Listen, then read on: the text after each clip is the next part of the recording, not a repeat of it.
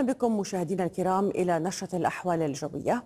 حالة من عدم الاستقرار الجوي تطال مناطق واسعة من شبه الجزيرة العربية بدءا من يوم السبت إلى الاثنين القادم، لتشمل أجزاء من غربي وشمال غربي ووسط المملكة وفوق الحدود الشمالية من البلاد، في ظل تشكل مجموعة من السحب الماطرة الرعدية على فترات.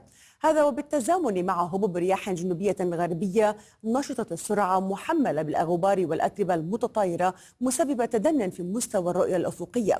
كما تبقى الأجواء مستقرة معتدلة في شمال المملكة، بينما تكون دافئة في بقية المناطق. هذا وتستقر الأجواء في دول منطقة الخليج العربية وسط درجات حرارة تميل ارتفاعا نسبيا نهارا، وعليه تصل الحرارة العظمى غدا في مسقط إلى 30 مئوية ومع سطوع للشمس، بينما تتلبد الغيوم المنخفضة غدا في سماء الدوحة ومع 30 درجة. الأجواء غائمة وذلك في الرياض ومع تهيؤ الفرص سقوط الأمطار، وتبقى الأجواء غائمة كما تلاحظون في الكويت ومع 31 درجة. أما غربا فتعود الأجواء الغائمة جزئيا بالسيطرة على المدينة المنورة ومكة المكرمة ومع 36 درجة مئوية.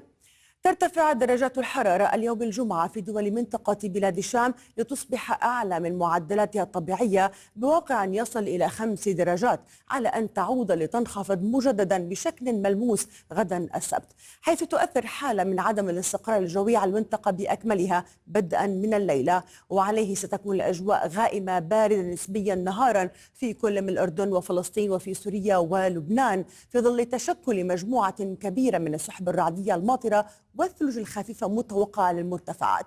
كما تصل الحرارة العظمى غدا في عمان إلى 18 مئوية، وتنخفض ليلا إلى نحو 10 درجات في دمشق والقدس الشريف. إلى اللقاء.